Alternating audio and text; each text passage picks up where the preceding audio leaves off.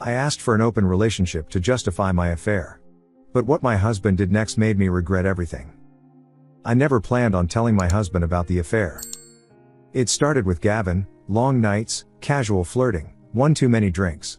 The guilt crept in, but I told myself it wasn't that serious. Still, part of me knew. If he ever found out, I'd be the villain. So I got ahead of it.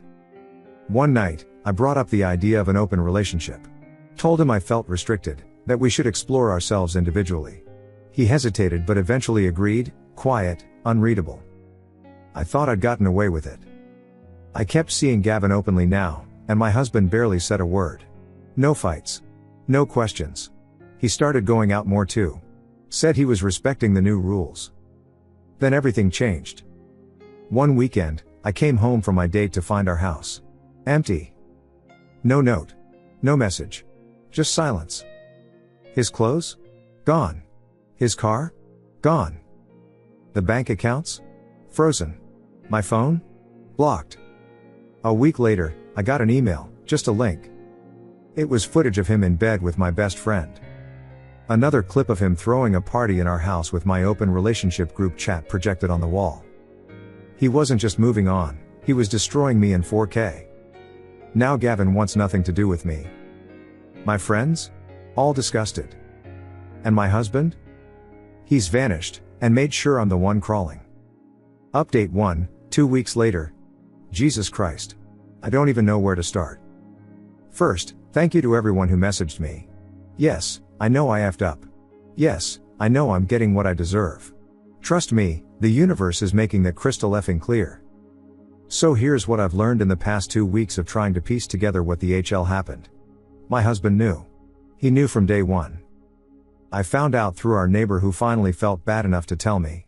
Apparently, 3 days after my first time with Gavin, my husband installed security cameras in our house. Not hidden ones, they were right there in plain sight. I just never noticed because I was too busy sneaking around like an idiot. He has footage. 6 months of footage. Me coming home disheveled. Me lying about where I was going. Me on the phone with Gavin in our bedroom talking about how he doesn't satisfy me anymore. But here's the kicker, he never said a word. Not one effing word. The neighbor said my husband would come over sometimes, have a beer, and just laugh. Said he was letting me dig my own grave, said he was documenting everything for his lawyer. His lawyer. This mother effer had a lawyer for months. When I suggested the open relationship, he'd already filed separation papers. He just hadn't served them yet. He let me think I was being clever, let me think I was manipulating the situation, when really he was 10 steps ahead. The dates he went on? Job interviews in another state. The respect for the new rules? He was moving assets, setting up his new life, and yes, effing my best friend Brooke. And before you ask, yes, that started after I suggested the open relationship. He made sure of that. He made sure everything he did was technically within the bounds of what I asked for. The email wasn't just random clips. It was a effing portfolio. Timestamps matching my lies. Audio of me telling Gavin that my husband was basically a roommate. Screenshots of texts where I called him pathetic to my friends. My lawyer, yes, I had to get one, took one look at everything and basically told me I'm effed. No fault state doesn't matter when there's this much evidence of deception. The house? His inheritance paid for most of it. The cars? In his name. The joint accounts? Emptied the day I suggested an open relationship, legally, because I just admitted our marriage was over. Gavin blocked me after his wife got an anonymous email with our texts. Yeah, he was married too. I knew that. I didn't care. Well, his wife cared. She's divorcing him and naming me in the lawsuit. My friends got a different email. One with screenshots of me trashing each of them to Gavin. Calling Brooke desperate and clingy, Monica a fat BCH who thinks she's hot, and Keisha ghetto trash who got lucky. I said those things. I said them to make Gavin laugh, to make myself feel better, to feel superior. Now they're all gone. My mom got an email too. Audio of me saying I was only staying married for the money. I've tried reaching out to my husband through his lawyer. The response was a cease and desist letter and a note that said, you wanted to explore yourself individually. Consider yourself explored. I'm staying at a motel. My family won't talk to me. My friends blocked me. My job is asking questions about why I'm getting served legal papers at work. And Brooke? She posted a picture on Instagram yesterday. Her and my husband at a winery. The caption? Sometimes the best things come from the worst situations. The comments are all from our mutual friends supporting her. Supporting them. I did this. I know I did this. But I didn't think he had it in him. I thought he was. Soft. Weak. Beta. Turns out I never knew him at all. Edit, stop DMing me asking for his number. He's not your king or role model. He's just a man who got pushed too far and pushed back. I'm not defending what I did, but glorifying revenge isn't the answer either. Edit 2, to everyone saying this is fake, I effing wish. I have the legal documents to prove it. Update 2, 1 month later. I wasn't going to update again, but my therapist said writing helps process trauma. So here we effing are. The last month has been educational. Remember how I said my husband was 10 steps ahead? Try 100. I got fired. Not officially for the affair, but for misuse of company resources. Turns out all those long lunches and early departures I took to meet Gavin were meticulously documented. The anonymous tip to HR included security footage of me and Gavin in the supply closet. My keycard data showing I was barely in the office 20 hours a week while claiming full time. Emails sent on company time planning meetups. My boss said she wanted to give me a chance to resign, but the evidence was so overwhelming that corporate insisted on termination. No severance. No reference. 9 years down the drain. I know it was him. The timing was too perfect. But that's not even the worst part. Remember Brooke? My best friend who's now with my husband? I found out the truth about that whole situation, and it's so much worse than I thought. She didn't just randomly start sleeping with him after I opened the relationship. She's been in love with him for years. She told him that the night I suggested the open marriage. Broke down crying, said she couldn't watch him be disrespected anymore, confessed everything. Want to know what he did? He made her wait. Said if she really loved him, she'd help him handle this the right way. She became his inside woman. Every girls' night where I bragged about Gavin, she recorded it. Every time I laughed about how clueless my husband was, she documented it. Every cruel thing I said about him being vanilla in bed or boring, she saved it. She wasn't just helping him leave. She was helping him destroy me. The kicker? She sent me a letter. A effing letter. Handwritten. It said, I watched you disrespect the best man I've ever known for years.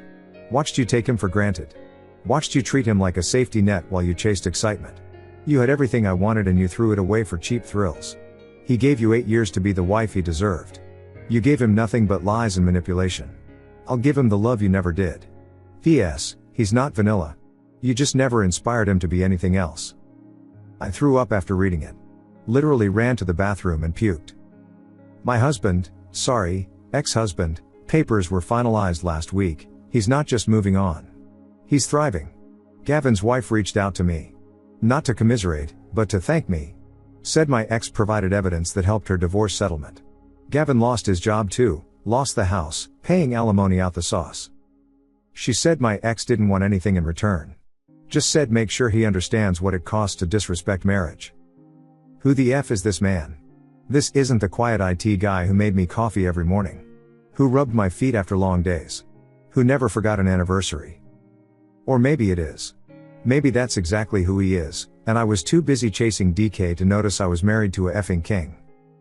My lawyer made me take a deal. I get $30,000 from my 401k and my car. That's it. Everything else is his. The house, the investments, the vacation property I didn't even know he bought last year. He gets it all. You know what the most effed up part is? I miss him. Not the marriage, I clearly didn't value that. But him. The way he'd kiss my forehead every morning. How he'd pause his game whenever I needed to vent about work. The way he'd look at me like I hung the moon. I haven't seen that look in the pictures with Brooke. He looks at her like she's his partner. His equal. Like he actually respects her. He never respected me. Not near the end. And why would he? I didn't deserve it. My mom finally talked to me. You know what she said? I failed as a mother. I raised a woman who had a good man and threw him away for attention. I'm living in a studio apartment. Applying for jobs that pay half what I used to make. Watching social media as all our friends celebrate their new favorite couple. Last week, I broke down and drove past our old house. There was a sold sign out front. They're moving. Starting fresh somewhere I can't taint with my presence. Good for them. I mean that. I've started therapy.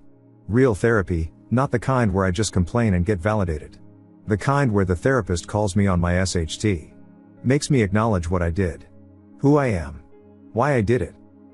Turns out I've been a narcissist my whole life. Manipulative. Selfish. Entitled. The affair wasn't a mistake, it was a pattern.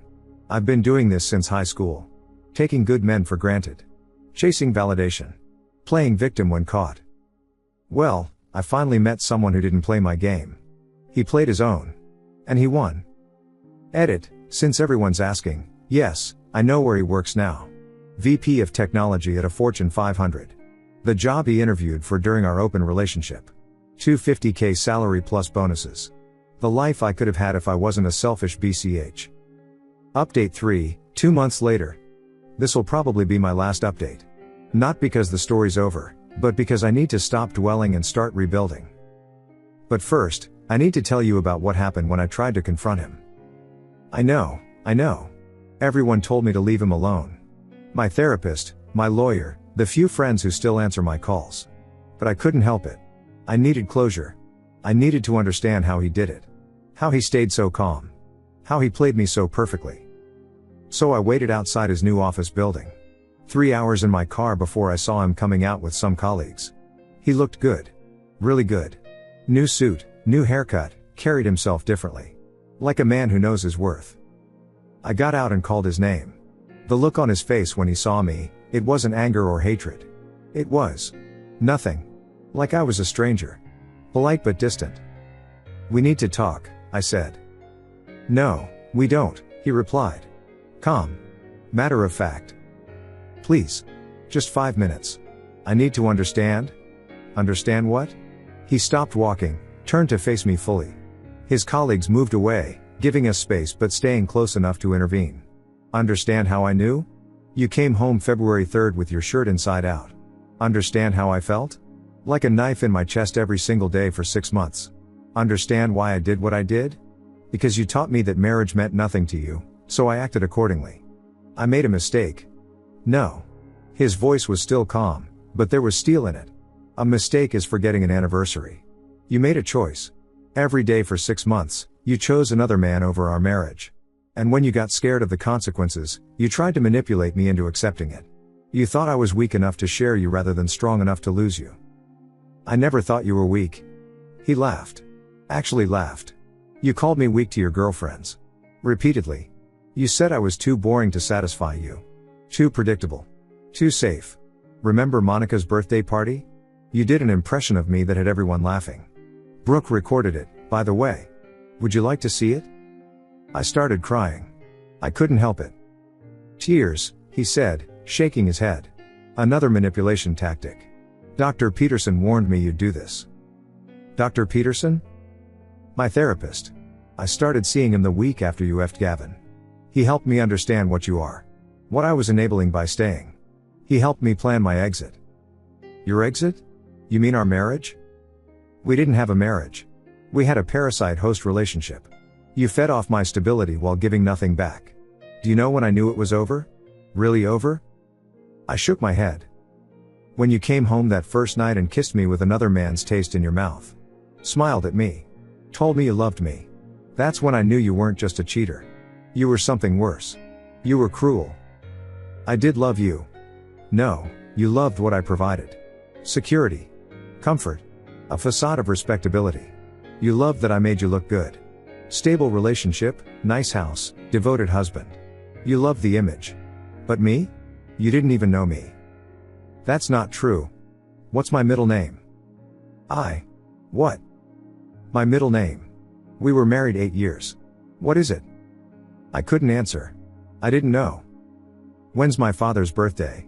What's my favorite book? What was my childhood dog's name? Where did I actually go to college? Not where you tell people I went, but where I actually went. Each question hit like a slap. I didn't know any of it. I knew everything about you, he continued. Your coffee order. Your cycle. Your mother's maiden name. Your first crush. The scar on your hip from falling off your bike. I studied you because I loved you. You couldn't be bothered to learn my middle name because you never loved me. You loved having me. So you destroyed my life? I defended myself. There's a difference. You came after my dignity, my self-respect, my future.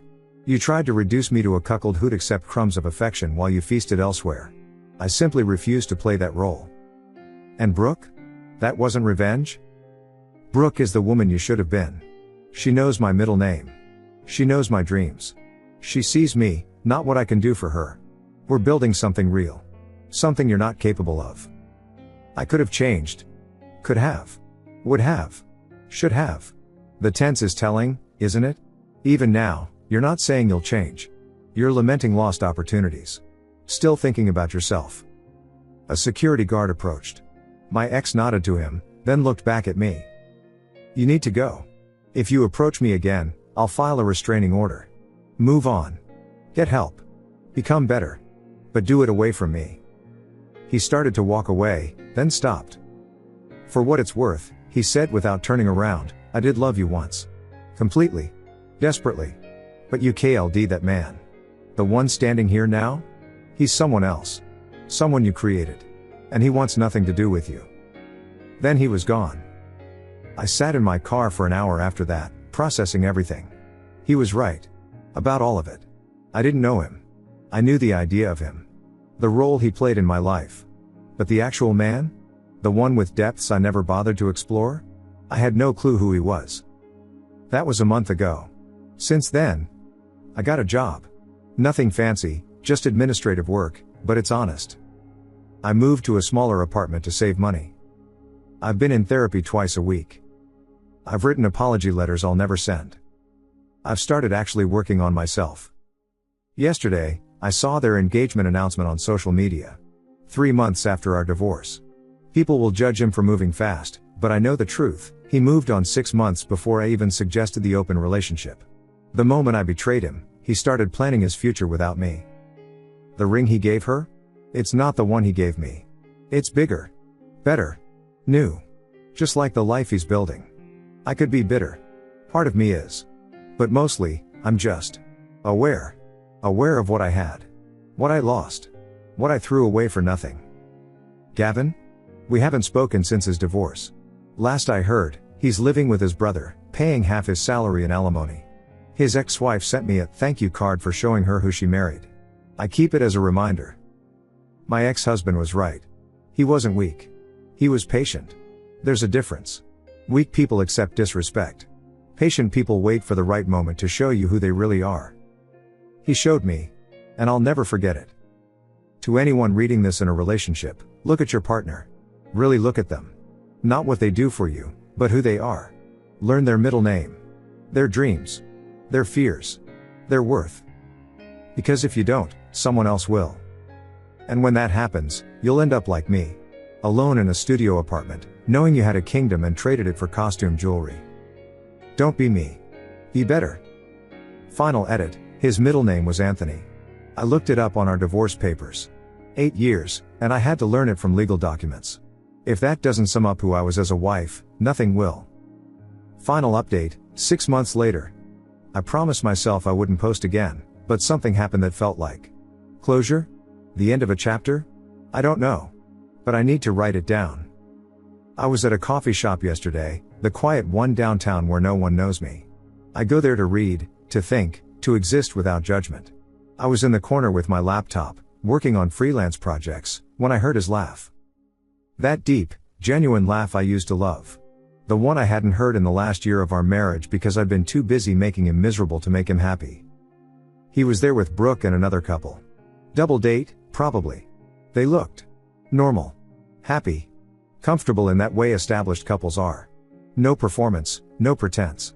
Just two people who genuinely enjoyed each other's company. I should have left. Every rational part of my brain screamed to pack up and go. But I couldn't move. I sat there, frozen, watching the life I threw away play out 20 feet from me. Brooke was telling some story about work, gesturing wildly. He watched her with this soft smile, occasionally adding details she forgot. When she got cold, he gave her his jacket without being asked. When she went to the bathroom, he ordered her favorite pastry without having to think about it. All the things he used to do for me. All the things I stopped noticing. Then he saw me. Our eyes met across the shop, and I waited for something. Anger. Disgust. That cold indifference from our last encounter. Instead, he just looked sad. Not for himself, for me. He whispered something to Brooke. She glanced my way, and I expected smugness. Victory. Instead, she looked concerned. They had a quick conversation, then he got up and walked over. "Are you okay?" he asked. Not "what are you doing here" or "why are you stalking us?" Just genuine concern for my well-being. Yeah. I'd just come here to work sometimes. I didn't know you'd be here. I'll leave." "You don't have to leave. It's a public place." He paused, studying me. "You look better. Healthier." "Therapy and actual self-reflection will do that," I said, attempting a joke. He didn't laugh, but he did smile slightly. "Good. That's good." We stood there awkwardly for a moment before he asked, "Are you happy?" The question caught me off guard. "I'm working on it. Learning to be alone. To be better. That's all anyone can do." "Are you happy?" I asked, even though the answer was obvious. "Yes." No hesitation. No qualification. Just yes. "I'm glad," I said, and meant it. "You deserve that. Both of you do." He studied me for a long moment. "You know what? I believe you mean that. That's growth." "Anthony," I said suddenly. He raised an eyebrow. "Your middle name?" "It's Anthony. Your father's birthday is March 15th. Your favorite book is The Count of Monte Cristo, ironic, given everything. Your childhood dog was a beagle named Max. You went to state for undergrad, not the Ivy I used to tell people to make myself look better. You hate cilantro but eat it anyway because you don't want to be difficult. You sleep on your left side. You've seen every Star Wars movie at least 10 times. Your first crush was your second grade teacher, Mrs. Martinez." His expression shifted through several emotions before landing on something I couldn't quite read. "You learned," he said quietly. "Too late, but yes. I learned." He nodded slowly. "I hope you use that knowledge better with the next person." "There won't be a next person for a while. Maybe ever. I need to learn to be alone before I can be with someone else. Really be with them, not just use them." "That's wise." Brooke appeared beside him, linking her arm through his. "Everything okay?" "Yeah," he said, not taking his eyes off me. "Just checking in." She looked at me, really looked at me. "How are you doing?" "Really?" The fact that she actually cared made me want to cry. "I'm surviving. Growing. It's hard, but necessary." She squeezed his arm, some silent communication passing between them. Then she did something I'll never forget. She hugged me. Brief, but genuine. "I'm sorry it happened this way," she whispered. "But I'm not sorry it happened." "I know," I whispered back. "Take care of him." "I will." They started to leave, then he turned back one last time. "Hey," he called out. "The Count of Monte Cristo. You remembered because of the revenge thing, right?" I laughed, actually laughed. "Yeah." "It's not about the revenge," he said. "It's about redemption. The Count realizes that revenge consumed him, made him as cruel as those who wronged him. The real victory was finding peace, love, and purpose again. Remember that." Then they were gone, hand in hand, back to their normal, happy life. I sat there for another hour, thinking about what he said. About redemption. About finding peace. About becoming someone worthy of the love I once had and destroyed. My therapist says I'm making progress. That acknowledging my narcissistic tendencies is the first step to overcoming them. That real change is possible, just slow and painful. I've apologized to everyone I hurt, not for forgiveness, but for their closure. Most didn't respond. Some told me to F off. A few accepted it. That's okay. The apologies were part of my journey, not theirs. I've been volunteering at a women's shelter, learning to think about others' needs. I've been reading books about emotional intelligence, about empathy, about being a better human. I journal every night, examining my choices and patterns. I'm not fixed. I may never be fully fixed. But I'm trying. Sometimes I dream about him. Not sexual dreams, but mundane ones. Him bringing me coffee. Us watching TV. The life we had before I destroyed it. I wake up and remember it's gone, and the pain is fresh all over again. But that pain is important. It reminds me of the cost of my choices. It keeps me from romanticizing what I did. It pushes me to be better. I don't know if I'll ever have another relationship. Right now, I'm focused on having a relationship with myself. On becoming someone who would deserve love if it ever came again. To whoever's reading this, if you're the cheater, the manipulator, the one who takes their partner for granted, stop. Look at what you have. Value it. Cherish it. Because once it's gone, it's gone. You might get redemption, but you won't get restoration. And if you're the one being betrayed, disrespected, taken for granted, know your worth. You don't have to accept it. You don't have to be weak or vengeful. You can simply choose yourself and walk away towards something better. My ex-husband taught me that strength isn't about what you can destroy. It's about what you can build after someone tries to destroy you. He built a better life. Now it's my turn to try. This is goodbye. Thank you for reading, for judging, for holding up the mirror I needed to see myself clearly. I hope I never have another story worth sharing here. Final edit, to everyone asking for an update on my life, I won't be updating anymore. This chapter is closed. The next one I write alone, offline, one day at a time. Some stories don't get happy endings. Sometimes the best you can hope for is a lesson learned and the strength to do better. That's enough. It has to be. Thank you so much for watching until the end. If you really like our videos, please don't forget to like, share, and subscribe. Have a great day.